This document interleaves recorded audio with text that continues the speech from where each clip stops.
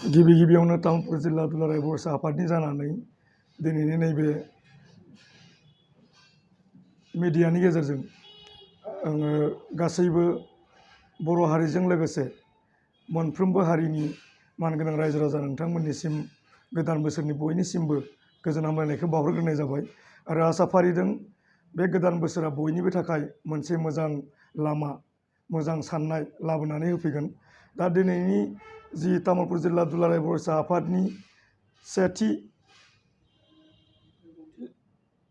Junior talent search exam बर्डनि जि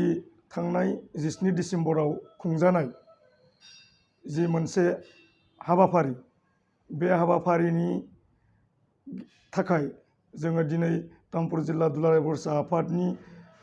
exam बर्डजों लोगोसे जोङो जिल्ला आफादनि जानानै फिन खेबसेबाव आङो बरायग्रोदों आरो बे हाबाफारियावनो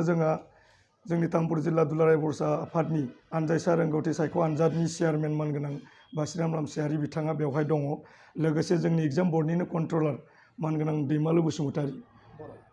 दैमालु बर' बिथाङा बेवहाय दङ। दा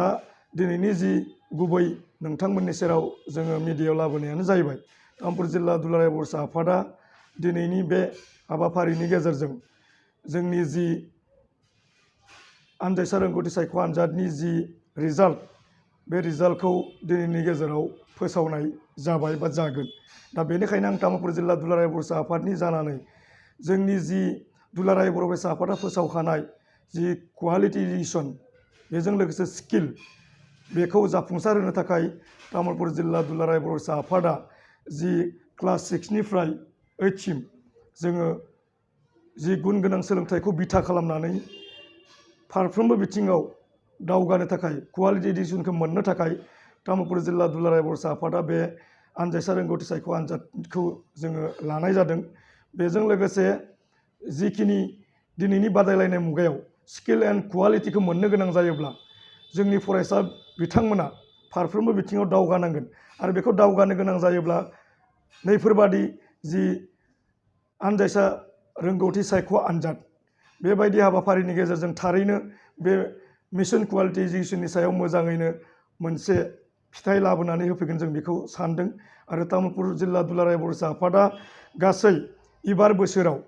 माने 1968 फरायसाया फर्म फिलआप खालामनाय जादोंमोन। बेनि गेजेरावनो 1194 फरायसाया एपिआर जादों।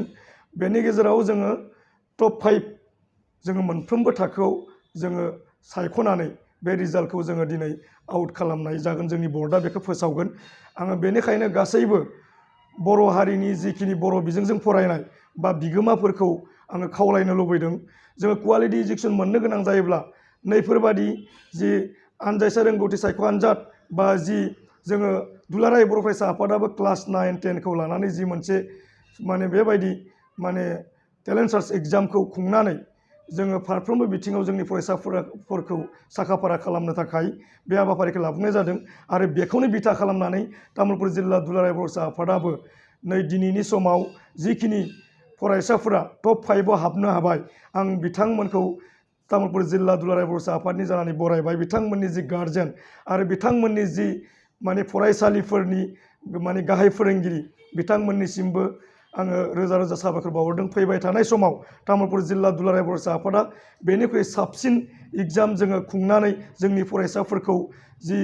माने स्किल एन्ड कुवालिटि एडुकेसनखौ मोननो थाखाय जों मोनसे राहा लाबोनो हायो बेयो मोनसे जोंनि थांखि आरो बे थांखिखौनो लानानै तामुलपुर जिल्ला दुलाराय बर' आफादा बे आनजायसा रोंगौथि सायख' आनजादखौ जोङो खुंनाय जादों आरो आङो तामुलपुर जिल्ला दुलाराय बर' आफादनि जानानै नोंथांमोन गासैनिसिमबो बे मेसेजखौ होनो मोननानै आङो गोजोननायखौ फोरमायदों आरो दिनैनि जि गुबै जोंनि प्रेसनि गेजेरजों जि फैनानै बाथ्रा बुंनाय आङो तामुलपुर जिल्ला दुलाराय बर' आफादनि जानानै नोंथांमोन गासैनिसिमबो साबायखर बावनानै आंनि जि बरायनायजों लोगोसे माने जि मोनसे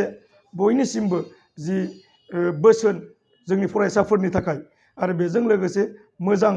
सोलोंथाइ मोननो थाखाय जिखिनि फिथाइ लाबोनानै होफैगोन आङो बेखिनि बाथ्राखौनो बुंनानै आङो दिनै नोंथांमोननि सेराव मोनसे मेसेज हिसाबै होनाय जाबाय।